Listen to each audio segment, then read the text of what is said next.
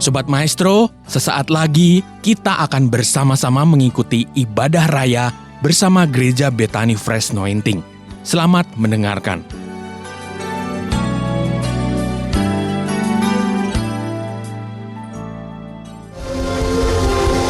Haleluya. Haleluya. Terima kasih Tuhan penyertaan-Mu, Engkau tidak pernah meninggalkan kami, bahkan Engkau ada di dalam kami. Sampaikan firman-Mu pagi ini. Terima kasih Tuhan, terima kasih. Kami bersyukur Engkau berkati hamba-Mu, urapi kami semua dalam nama Yesus. Yang siap diberkati, angkat tangannya dan sama-sama berkata amin. Tepuk tangan paling meriah, haleluya. Shalom Bapak Ibu Saudaraku. Gimana kabar saudara? Sehat, kuat, makmur, panjang umur, awet muda, diberkati Tuhan, amin. Amin. Silakan duduk saudara, haleluya. Galatia 4 ayat 6 saya buka untuk melanjutkan kemarin saudara. Dan karena kamu adalah anak, maka Allah telah menyuruh roh anaknya ke dalam hati kita yang berseru, ya Aba, ya Bapa. Bapak Ibu Saudaraku, ingat bahwa Yesuslah yang memperkenalkan kepada kita bahwa nama Tuhan kita itu Bapa. Kapan terakhir Tuhan dipanggil Bapa sebelum Yesus? Bukan di zaman Daud, bukan di zaman Musa, tapi terakhir Tuhan dipanggil Bapa itu di Taman Eden. Pada waktu Adam dan Hawa belum jatuh dalam dosa, maka dalam Lukas pasal 3 silsilah Yesus disebut anak Yusuf, anak Lewi, dan seterusnya. Kemudian anak Enos, anak Set, anak Adam, dan terakhir anak Allah. Allah, saudaraku, tidak malu mengakui bahwa Adam adalah anaknya.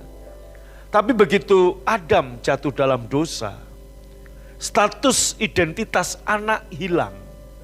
Sehingga Adam tidak lagi memanggil Tuhan itu Bapa. Dan kemudian orang Israel pun tidak memanggil, orang Yahudi memanggil Tuhan itu Bapa. Mereka memanggil Tuhan itu Yahweh. Tulisannya YHWH. Huruf hidupnya dimatikan, dihilangkan. Bapak Ibu, saya menyimpang sedikit karena di luar ada gereja-gereja yang memanggil Tuhannya Yahweh. Betul, Tuhan orang Yahudi, Tuhan orang Israel, dan itulah Tuhan kita, itu Yahweh. Tetapi orang Yahudi pun tidak berani memanggil atau menyebut nama Yahweh. YHWH, huruf hidupnya dimatikan. Ya, Yahweh, jadi YHWH. Begitu ada tulisan YHWH, orang-orang Yahudi itu enggak berani Yahweh, enggak. Tapi dia mengganti kata YHWH dengan sebutan Adonai, El Shaddai, Elohim, atau apapun. Tapi enggak berani sebut Yahweh, sebab nama itu holy, nama itu kudus. Katakan amin. Contoh Pak Erlan. Namanya Erlan. Siapa namanya? Erlan. Saudaraku, nama Pak Erlan ini, kalau saya anaknya Pak Erlan, begitu tulisan ini Erlan, saya nggak berani nyebut itu Erlan. Saya sebut Papa. Nangkap saudara? Maka Bapak Ibu begitu tulisan Erlan, saya nggak berani baca Erlan karena saya anaknya. Pak Sukadame akan membaca Erlan, tapi kalau saya anaknya, saya nggak berani panggil nama. Tapi saya panggil dia Dedi, Ayah, Bokap, Bapak atau apapun. Nah, baik. Kembali ke tadi. Saudaraku, kemudian Yesuslah setelah ribuan tahun kemudian memperkenalkan nama Tuhan kita itu Bapa. Yesuslah dimulai dari situ, bahkan Daud pun tidak memanggil Tuhan itu Bapa. Dia hanya menyebut Tuhan adalah gembalaku, Tuhan adalah Bapaku, tapi tidak berani panggil Tuhan itu Bapa. Maka saudara dan saya lebih beruntung dari Daud. Saudara dan saya lebih beruntung dari Musa, karena kita boleh memanggil dia Bapa. Nah, saudaraku, adopsi yang Tuhan lakukan kepada kita, I am adopted, you are adopted. We are adopted. Kita diangkat, itu bukan adopsi seperti hukum yang berlaku di negara kita atau di negara-negara lain. Seorang pejabat atau seorang pengusaha mengadopsi anak gelandangan. Saudara, itu hanya perubahan nasib. Tetapi adopsi yang Tuhan lakukan itu bukan bicara mengubah nasib, tapi Tuhan mengadopsi kita, menukar. Ada pertukaran yang sangat tidak adil dilakukan Bapa untuk mengangkat Anda dan saya menjadi anaknya. Yesus putra tunggal Allah disebut anak Allah, rela disebut anak manusia, supaya kita yang anak manusia ini disebut anak Allah. Katakan amin. Maka Bapak Ibu, ya, ini pertukaran yang sangat tidak adil. Anda disebut anak Allah, Yesus yang anak Allah disebut anak manusia. Kemudian apalagi? Kenapa Anda menjadi berharga di mata Bapa? Karena yang berharga dari Bapa ditaruh di dalam hidup kita. Tepuk tangan dong buat Bapa kita. Wow, saudara. Amin.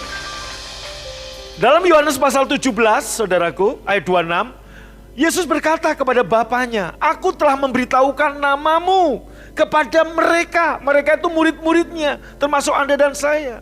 Dan aku akan memberitahukannya, supaya kasih yang Bapa berikan kepadaku ada di dalam mereka, dan aku di dalam mereka. Yesus sedang berbicara tentang siapa? Nama Allah kita itu siapa? Bapa. Aku telah memberitahukan namamu kepada mereka. Maka Bapak Ibu, setelah kita mengerti tema I am adopted dan penjelasan hari ini, saya minta Bapak Ibu dalam doa-doa pribadi saudara, dalam hubungan kita dengan Tuhan, lebih-lebih banyaklah panggil Dia Bapa. Karena apa, saudaraku? Kalau kita, saudaraku, panggil Tuhan, iya kita hambanya.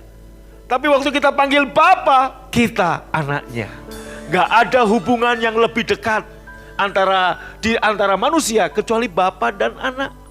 Dan hati Bapa selalu kepada anak. Gak ada, saudaraku, erangan yang paling kecil pun yang terluput dari Bapa. Maka Bapak Ibu, belajarlah banyak bicara kepada Bapamu. Kok gak amin?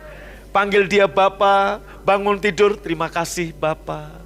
Sebab kita anaknya. Dan Dia tidak malu mengakui kita anaknya.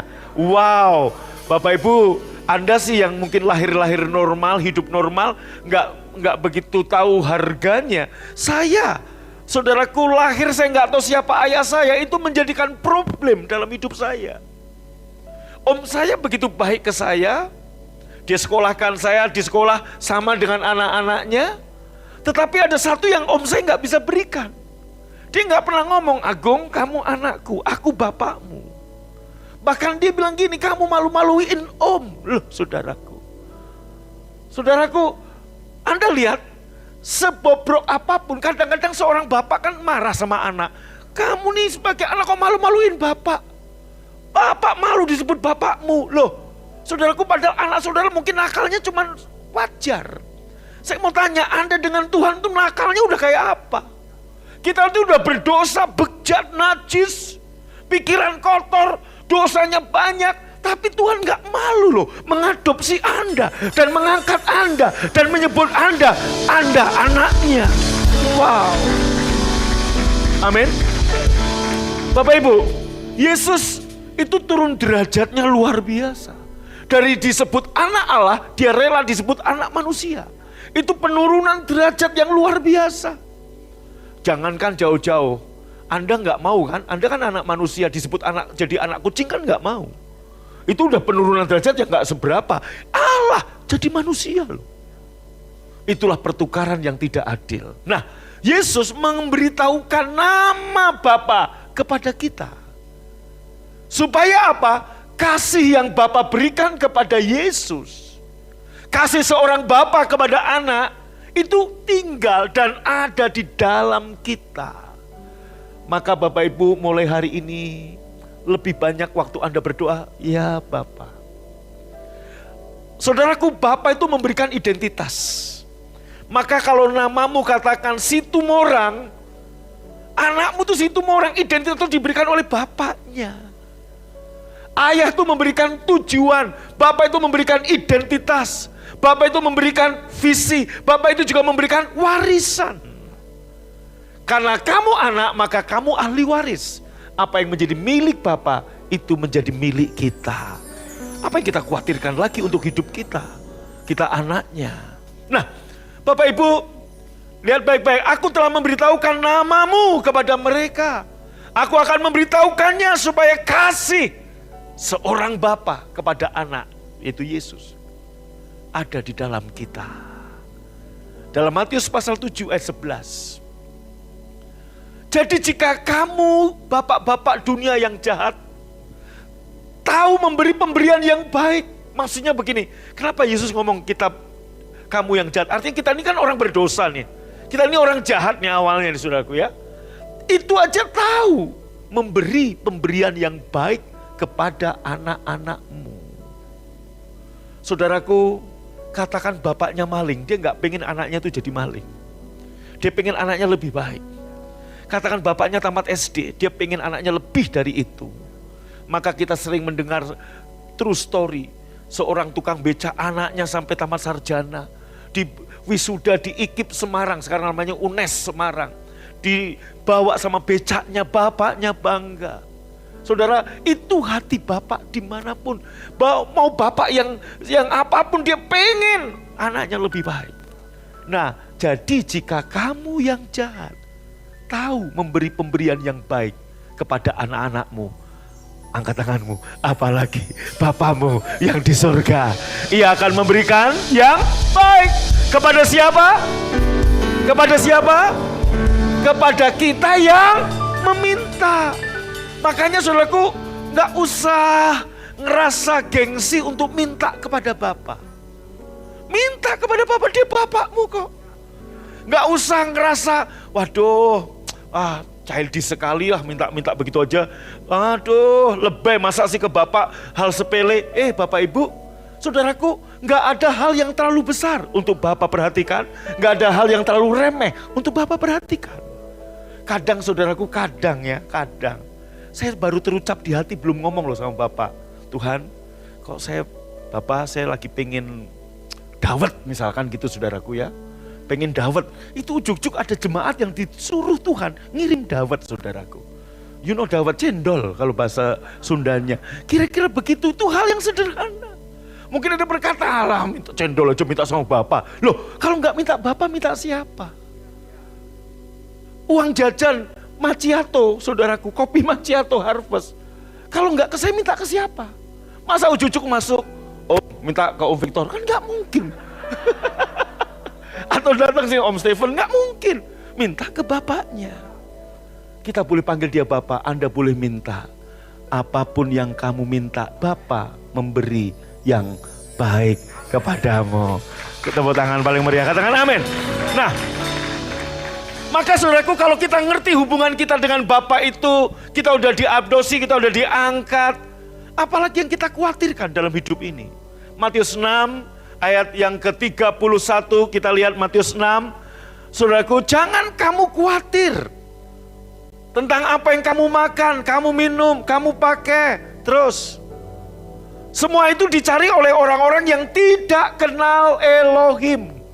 Baca sama-sama, tetapi Bapamu yang di surga tahu kita butuh itu. Tuhan tahu Anda butuh pakaian, Tuhan tahu Anda butuh rumah, Tuhan tahu Anda butuh itu. Minta. Pak, saya udah minta 5 tahun rumah kok belum dijawab. Saya udah minta rumah dari zaman saya SD, saudaraku. Dijawabnya setelah saya nikah. Sabar. Karena saya SD kan numpang di rumah orang. Enak ya kalau punya rumah sendiri, Tuhan, aku minta rumah. Dikasihnya setelah nikah, sabar. Amin. Tapi minta. Bapamu di surga tahu kamu butuh itu. Termasuk soulmate, teman hidup, Bapakmu tahu. Enggak apa-apa, kok langsung siul siapa itu? Itu maksudnya menggoda siapa gitu loh. Haleluya. Amin. Ngomong gak apa-apa. saudaraku. Curhat sama Bapak, kayak anak sama Bapak tuh begitu, hati Bapak tuh pengen loh. Bilang sama Bapak, gak usah malu. Saya bilang sama Bapak, Bapak saya mau jemaat BFA sekian. Saya bilang, Bapak saya mau bangun gereja butuh dana sekian. Saya minta sama Bapak. Saya gak minta sama Anda, Bapak saya yang menggerakkan Anda untuk nabur. Itu saudaraku. Kalau Anda sampai sekarang belum tergerak, rasanya bukan Bapak saya yang salah. Hatimu yang mengeraskan. Iya dong, untuk Bapak udah saya doa, udah saya minta kok. Andanya kok belum tergerak, itu aduh, ada yang salah dengan hatimu. Tegar sekali hatimu ya. Gitu loh. Nah oke saudara, terus. Kamu lihat bunga bakung saudaraku. Di padang yang tumbuh tanpa kerja keras, tanpa memintal, terus. Tetapi diberi pakaian ya saudaraku. Bentar, oke. Terus ayat 29-nya. Salomo dalam segala kemuliaannya, Salomo raja yang kaya, tidak berpakaian sebaik bunga bakung. Coba lihat kiri kananmu, mungkin pakai baju Zara, Hero, atau Spiderman. Enggak sebagus Salomo. Nah Salomo yang udah hebat aja enggak sebagus bunga bakung. Next saudaraku. Jika Elohim sedemikian rupa dandani rumput di ladang, yang hari ini ada, besok dibuang, dibakar, tidakkah dia akan mendandanimu? Ibu-ibu, Tuhan tahu kamu butuh lipstik. Kok enggak amin ya? Katakan amin. Tuhan tahu kamu butuh parfum, Tuhan tahu kamu butuh parabola. Tuhan tahu. Tinggal minta sama Bapak, baik-baik minta. Amin. Loh ini Anda pikir saya main-main, saya serius. Bahkan saya minta mobil aja sama Bapak loh, saudaraku. Saya baru ingat Tuhan bilang, yang punya ditambahkan. Kamu minta apa yang kamu punya, kamu kan ahli waris. Kadang-kadang kita datang sebagai anak tiri, itu salahnya. Hubungan kita dengan dia, Bapak dengan anak, pegang itu. Next saudara. Sebab itu janganlah khawatir. Ya, apa yang kamu makan, apa yang kamu minum. Maka dengar, saudaraku, Tuhan berkata jangan kamu khawatir tentang apapun juga. Kekhawatiran, Alkitab mengatakan mana ayatnya, tidak menambah apapun dalam kehidupanmu. Ayat 28 atau 27. Tapi kekhawatiran justru merampas banyak hal. Ya, enggak. Siapa dari antara kamu yang khawatir sanggup menambah sejengkal saja pada umurnya? Dengarkan baik, kekhawatiran tidak nambah panjang umur. Kekhawatiran tidak nambah panjang sehat. Kekhawatiran gak nambah panjang deposito. Kekhawatiran gak nambah panjang daftar harta yang kamu harus laporkan setiap tahun ke Dirjen Pajak. Tapi kekhawatiran justru merampas waktu tidur kita. Kekhawatiran merampas kesehatan kita. Kekhawatiran merampas umur kita. Kekhawatiran merampas, saudaraku, sukacita kita. Jadi kalau Bapak Ibu masih insomnia, susah tidur, jangan-jangan Anda dikuasai dengan penyakit yang namanya takut atau khawatir. Maka kita sering dengar di media sosial, pengkhotbah-pengkhotbah mengutip nggak tahu dasarnya dari mana, bilang, ada tertulis di Alkitab kata jangan takut 365 kali. Maksudnya kenapa 365 kali? Sebab 1 tahun ada 365 hari. Setiap hari ada jaminan untuk Anda tidak takut. Saya coba hitung saudaraku, nggak sampai 365 kali kata jangan takut, jangan khawatir, ditambahkan hanya 100 sekian kali. Tapi sebenarnya nggak perlu 100 kali. Sekali Tuhan bicara, jangan takut, saya percaya, saya nggak perlu takut. Amin. Nggak perlu 365 kali. Bebal sekali kita sampai harus tiap hari Tuhan bilang jangan takut. Tetap aja takut saudaraku. Tuhan ngomong jangan takut, jangan khawatir. Kenapa jangan takut, jangan khawatir? Bapak Ibu, banyak orang berkata, kenapa saya takut Pak? Karena masalah saya besar. Kenapa saya takut Pak? Kebutuhan saya besar. Kenapa saya takut Pak? Mimpi dan visi dan cita-cita saya besar. Takut nggak tercapai. Sebenarnya ketakutan bukan berasal dari 3 ini atau dari yang lain-lain. Ketakutan berasal dari karena kita tidak percaya kasih Bapa kepada kita. Sebab kata takut pertama muncul dalam kitab Kejadian pasal 3. Anda buka Alkitab Anda pertama ketemu kata takut itu di Kejadian pasal 3. Kenapa? Karena Adam lebih mempercayai omongan setan daripada omongan bapaknya. Waktu itu dia masih panggil bapak, karena Adam anaknya. Dia lebih percaya omongan ular yang mengatakan begini daripada dia percaya omongan bapak. Nah, berarti kenapa ketakutan, kekhawatiran ada di orang-orang percaya, orang-orang Kristen? Karena Anda gagal mempercayai dia Bapa yang baik. Kalau Anda tahu dia Bapa yang baik, nggak usah khawatir, nggak usah takut. Percaya, saudaraku, Anda dalam pandangan dia, Anda ada dalam jangkauan otoritas dia. Dalam segala kehidupan, pekerjaan, bisnis, rumah tangga, kesehatan, apapun. Karena kita anaknya. Amin. Amin. Haleluya. Tahukah Anda, iblis gak bisa menyentuh Anda karena bukan Anda ditakuti. Ada Bapa yang memegang Anda, menjagai Anda. Tepuk tangan paling meriah, katakan amin. Haleluya. Nah, saudaraku, itu kata takut pertama. Maka saya katakan sumber ketakutan itu karena kita gagal percaya. Buktinya, masalah yang besar sama dihadapi oleh seluruh Israel. Waktu Goliat datang, omongannya Goliat sama, ancamannya sama. Tapi Raja Saul sampai prajurit kopral-kopralnya ketakutan. Tapi Daud gak takut. Karena dia percaya bapaknya, Tuhannya, gembalanya memegang dia. Saudaraku, masalahmu boleh besar, sama, tapi Daud tahu Tuhannya lebih besar. Itu yang membuat dia tidak takut. Menutup tahun ini, membuka tahun yang baru, tantangan mungkin lebih besar. Saudaraku, kebutuhan mungkin lebih besar. UMK tidak naik, enggak masalah. Allah akan membawa engkau terus naik dan tidak turun. Tepuk tangan buat Bapak kita, katakan amin. Naik saudara. Kembali ke Matius 6 ayat 33. Sekarang ayat 33. Tetapi carilah dahulu kerajaan Elohim dan kebenarannya, baca sama-sama, maka semuanya itu akan ditambahkan kepadamu. Saudaraku, Tuhan mau apa? Cari kerajaan Allah dan kebenarannya. Nya huruf besar, bukan huruf kecil. Artinya apa? Yang kita cari kebenarannya. Kebenaran Yesus, bukan kebenaran diri sendiri. Kebenaran di sini bukan perilaku benar, tapi kebenaran dalam Matius 33 ini bicara apa? Pribadi Yesus. Karena Yesus adalah jalan dan kebenaran dan hidup. Berarti apa? Cari kerajaan Allah, cari Yesus. Dan dalam Yohanes 1 berkata, pada mulanya adalah firman, dan firman itu adalah Allah, dan firman itu bersama-sama dengan Allah, dan firman itu adalah Allah. Berarti apa? Cari firman. Cari Yesus. Lewat apa? Firman. Katakan dengan saya.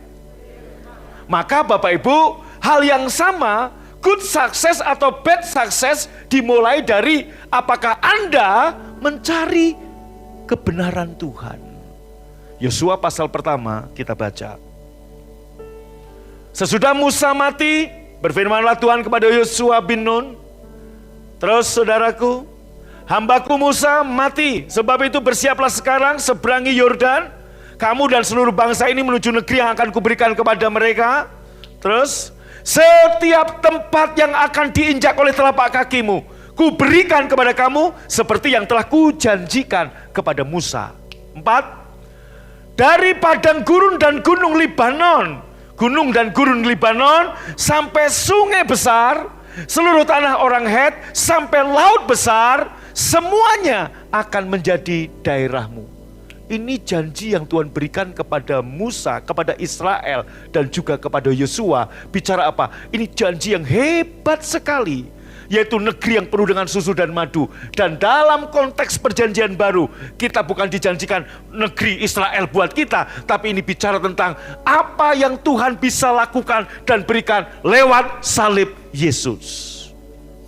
Kenapa saudaraku? Sebab ternyata Anda lihat, dan apa kunci untuk mendapatkan janji Allah ini? Halo, kita lihat ayat 8-nya, kita baca. Jangan kamu lupa memperkatakan kitab firman ini.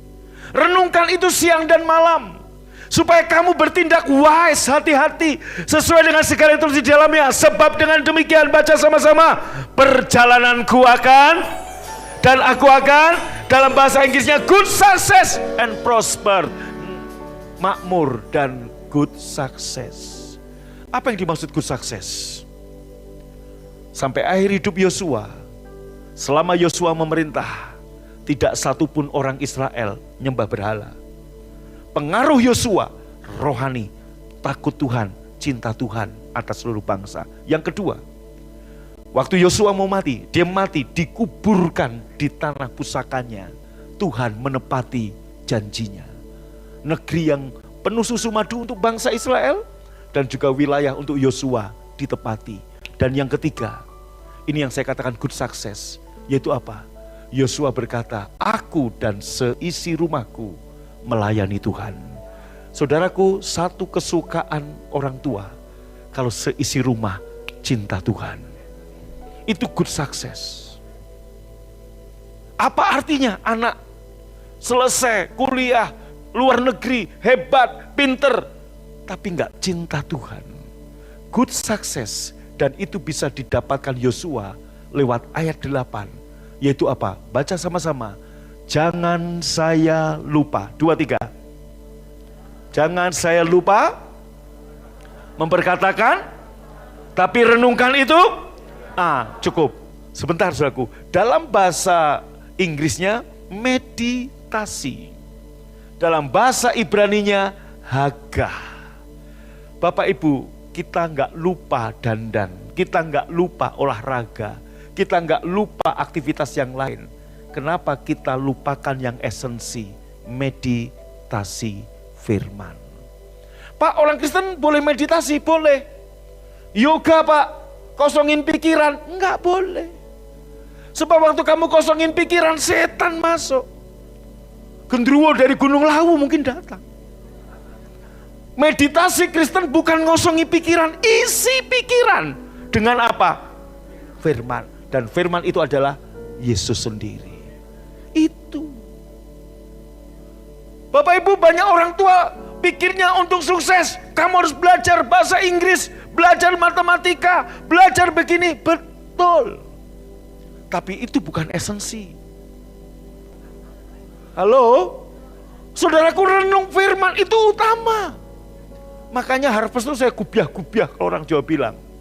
Bangun tidur setelah doa, baca Alkitab dulu ya. Iya, dia pindah ruangan. Saya intip saudaraku. Ngapain? Udah baca belum? Belum. Ngapain? Main game. Saudaraku, baca. Saudaraku, ya kenapa kita harus kasih itu menjadi sebuah kebiasaan dari dia. Memang dia mungkin belum menangkap apa yang saya maksud, tapi kita kasih dia kebiasaan, saudaraku. Paksalah, mumpung dia masih anak. Kalau nanti udah kawin kan udah, saudaraku, bukan di luar otoritas saya lagi. Nggak bisa saya, udah baca Alkitab belum? Udah kawin kok digituin. Betul nggak? Mumpung belum nikah, kita sebagai orang tua suruh anak kita renungkan firman. Amin. Haleluya. Bapak Ibu, Ibu-ibu, jadi minta, Tuhan, Bapak, aku minta uang benges. Boleh, Bu? Cuman satu yang jawab, yang lain nggak boleh? Uang lipstik, boleh? Benges itu lipstik. Boleh? Nanti berdoa, minta uang lipstik. Bapak-bapak angkat tangan. Nanti bilang, Bapak, aku minta uang rokok. Jangan. Itu nggak boleh, bro. Sebab tubuhmu bait Allah. Jangan kotori. Halo? Kalau gitu Pak, minum alkohol boleh nggak? Ada ayatnya. Ayatnya ada, Paulus sedang bicara pencernaannya terganggu. Ya, minumlah anggur karena pencernaan terganggu, saudara. Nah, kenapa orang di Israel minum anggur? Karena pas musim dingin. Kalau pencernaan terganggu. Lah kita di sini kan musimnya ada dua, panas dan panas sekali. Ngapain harus minum anggur? Minum alkohol untuk apa? Untuk menghangatkan badan, sudah panas kok, bukan hangat lagi. Betul nggak? Saya kalau di Pemalang, di Cirebon, saudaraku, duduk aja udah kemeringat, belum olahraga loh. Nonton orang pingpong, saya udah keluar keringat, apalagi pingpong. Peluh bercampur darah, saudaraku. Nah, oke. Haleluya. Jadi boleh Pak, Ibu, minta uang untuk benges, minta uang untuk ini, boleh. Katakan amin. Haleluya. Ingat saudaraku, ada yang protes, Pak, Mana ayatnya dilarang merokok? Ada di sebelah BTC. Ya, sebelum masuk BTC ada gereja. Nah, sebelum gereja itu ada tulisan dilarang merokok. Baca itu yang gede-gede. Amin.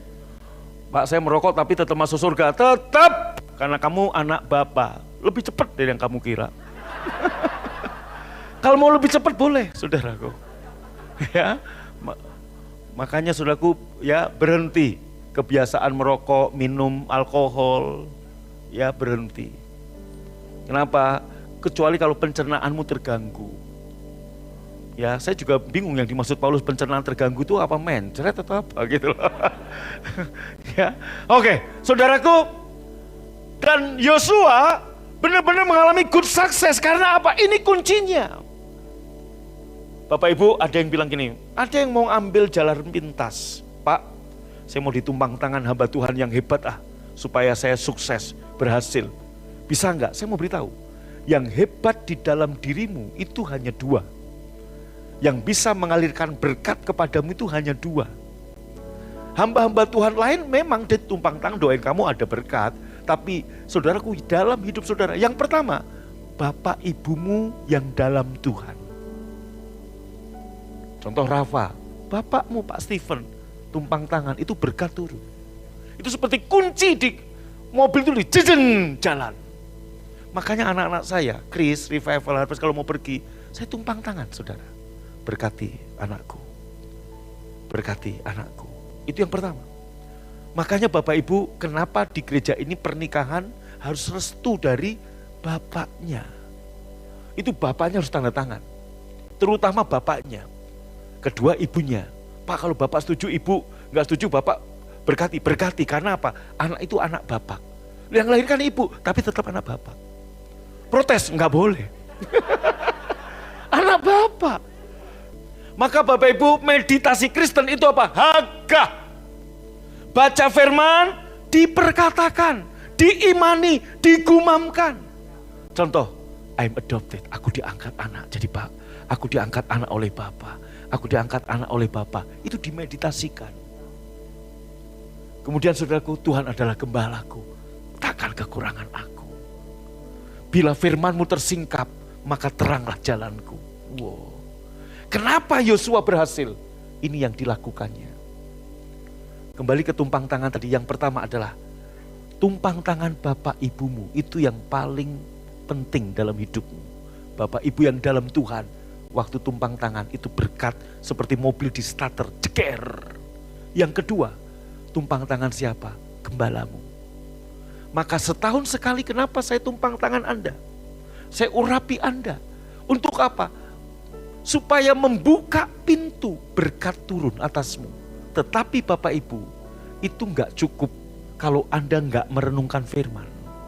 Kenapa? Kita buka Ulangan 34. Ulangan 34. Yosua bin Nun penuh dengan roh wise, kebijaksanaan. Sebab Musa telah meletakkan tangannya ke atasnya. Tumpang tangan gembala, pemimpin, membuat ada roh bijaksana turun. Roh kebijaksanaan itu turun saat gembalamu, orang tuamu tumpang tangan, memberkatimu. Amin. Ini yang harus Anda lakukan. Kenapa di gereja kita lakukan ini? Tetapi ini nggak cukup.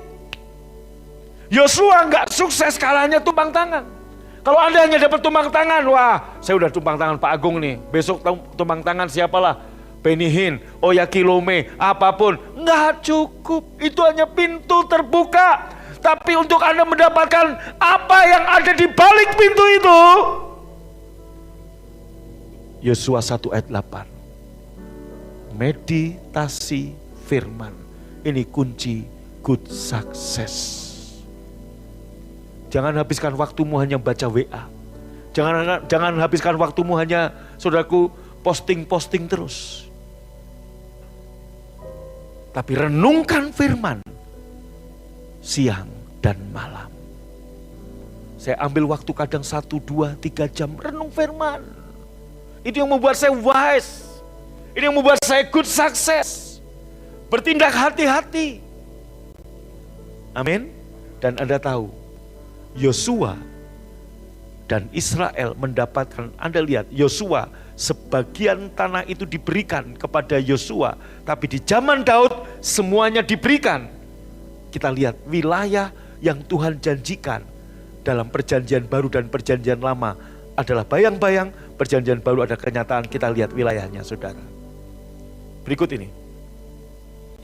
Anda tahu Bapak Ibu, wilayah yang dijanjikan Allah kepada Yosua dari gurun dan gunung.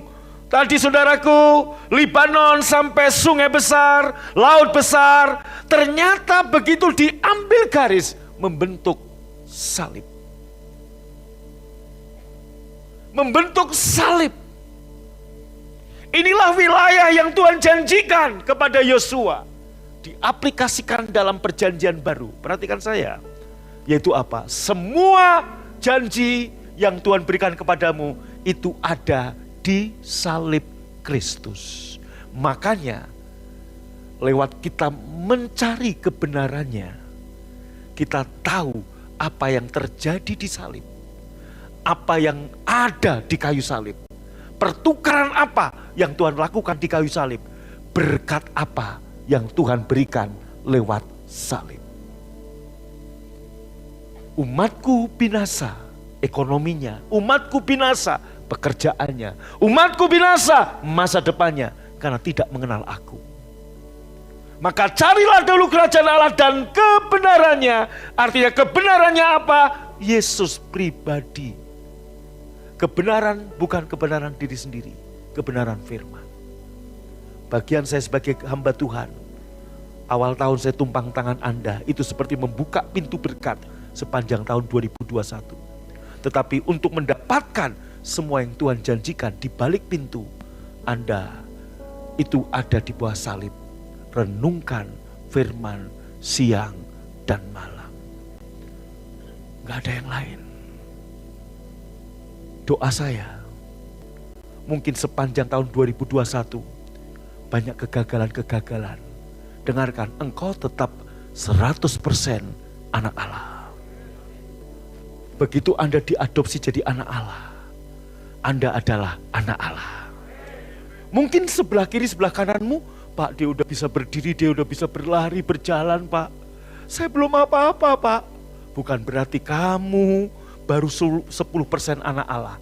Kamu sudah 100% the man of God, manusia ilahi.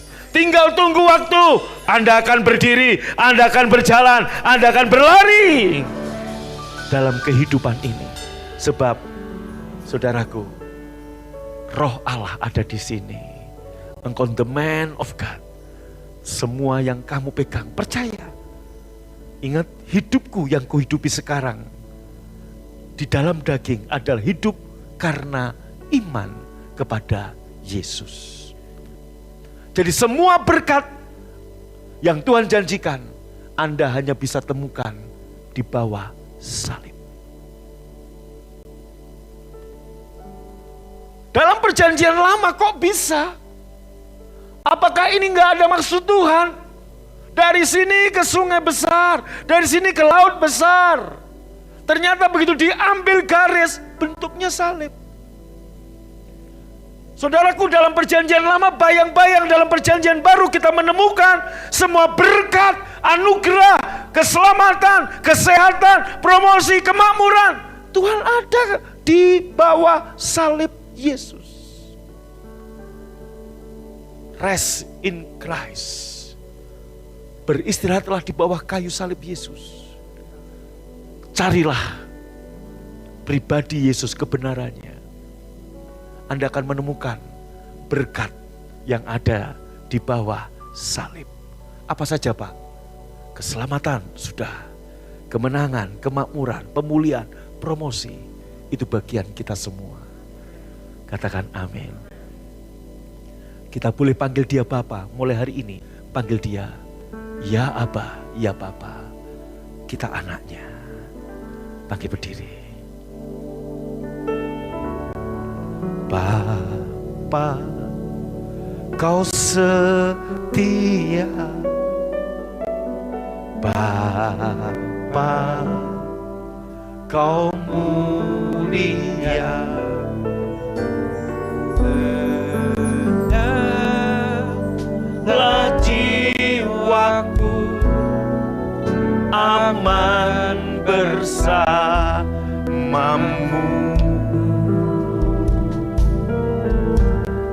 Lebih dari harta, Kaulah segalanya. Tenanglah jiwaku dalam hadirat-Mu.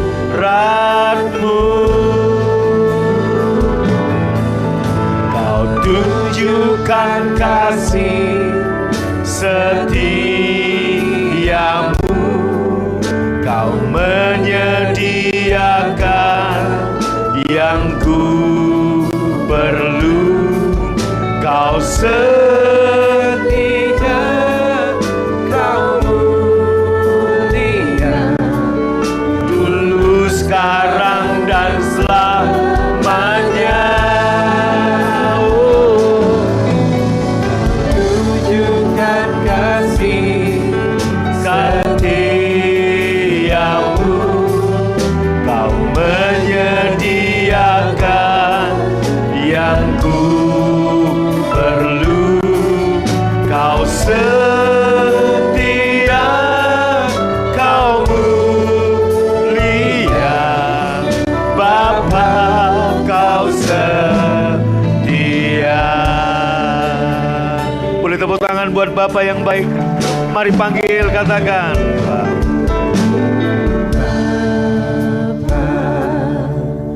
Kau setia. Dia Bapa yang setia. Mari Bapak Ibu Saudaraku, setua apapun umur saudara, saudara adalah anak dari Bapa di surga. Panggil Dia Bapa. Amin. Aman bersamamu.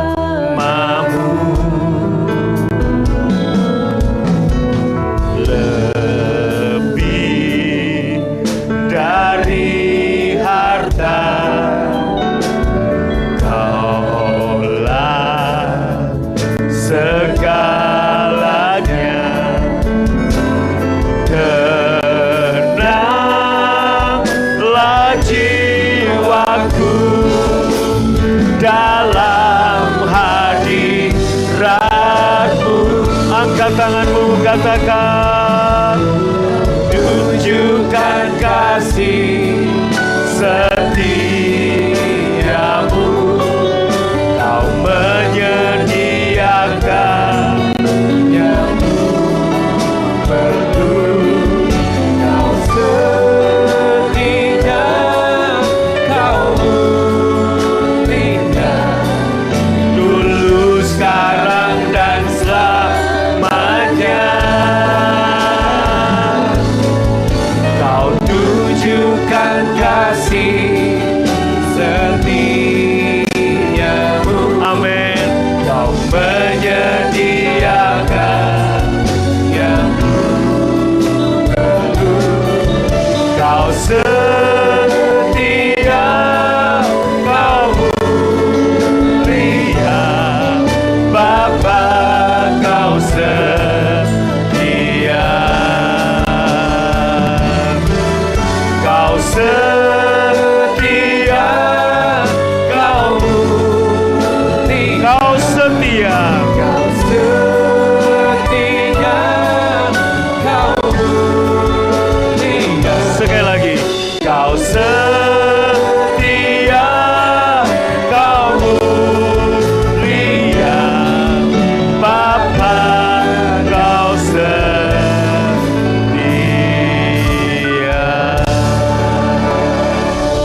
Haleluya. Mari Bapak Ibu siapkan perjamuan Tuhan. Angkat roti dengan tangan kanan saudara.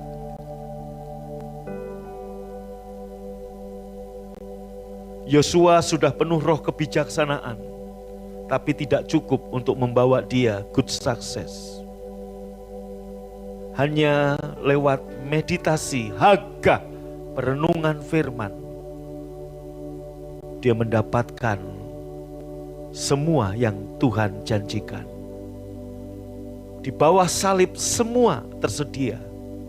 Maka cari dulu kerajaan Allah dan pribadi Yesus sang kebenaran itu.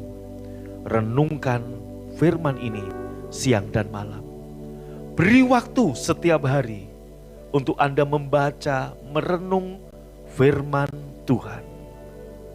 Maka engkau akan lihat perjalananmu good success dan engkau makmur.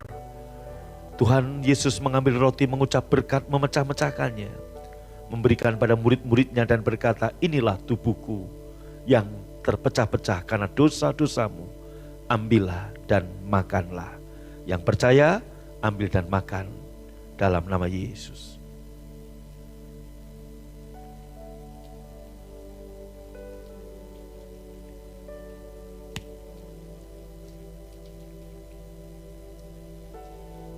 Kalau engkau mengenal hubungan Bapa dengan anak, gak ada yang perlu kita khawatirkan.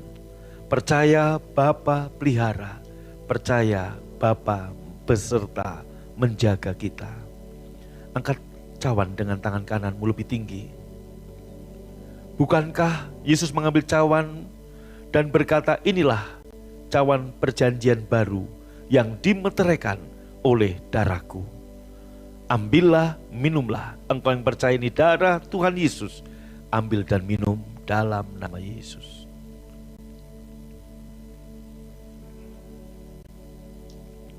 Haleluya. Saya memberi kesempatan 1-2 menit. Bapak Ibu angkat tanganmu, panggil dia, ya Aba, ya Bapa. Mintalah. Jika Bapa di dunia saja tahu memberi pemberian yang baik kepada anak-anaknya, terlebih Bapamu yang di surga. Dia akan memberikan pemberian yang baik kepadamu karena kamu anak-anaknya. Minta kepada Bapa yang baik. Apa yang menjadi keperluanmu, sekecil apapun, seremeh apapun dalam pandangan orang, enggak masalah. Atau sebesar apapun dalam pandangan manusia, enggak masalah. Bilang sama Bapa, jangan kamu khawatir tentang apapun juga. Tuhan menyediakan bagimu. Kami punya Bapa yang baik. Saat kami perlu, Bapa tahu. Saat kami berdoa, Bapa dengar. Saat kami minta, Bapa tahu, Bapa dengar. Saat kami percaya, Bapakku bekerja. Haleluya. Terima kasih untuk firman-Mu, terima kasih untuk tubuh dan darah-Mu. Terima kasih untuk semua yang Bapa lakukan bagi kami. Kami anak-anak-Mu. Terima kasih Bapa. Dan sebagai tanda syukur kami kepada Bapa kami yang baik, kami akan bawa persembahan kami. Kami kembalikan persepuluhan kami. Berkati tangan-tangan yang menabur, yang memberi. Lipat gandakan benih yang mereka tabur. Terima kasih Tuhan. Dan sebelum kami pulang, kami terima berkat-Mu ya Bapa. Buka hati, angkat tanganmu. Tuhan memberkatimu dan melindungimu. Tuhan menyinarimu dengan wajahnya serta memberimu kasih karunia. Tuhan menghadapkan wajahnya kepadamu dan memberimu damai sejahtera. Pulanglah dengan selamat. Kekasih-kekasih Bapa, anak-anak Bapa, dan terimalah berkat yang berlimpah-limpah dari Bapa di surga. Cinta kasih dari Tuhan Yesus, persekutuan yang manis Roh Kudus menyertai memberkatimu dari sekarang sampai selama-lamanya. Yang percaya dan diberkati sama-sama berkata, amin. Sobat Maestro, Anda baru saja mendengarkan ibadah raya bersama Gereja Bethany Fresh Anointing. Terima kasih atas kebersamaan Anda. Selamat hari Minggu dan Tuhan Yesus memberkati.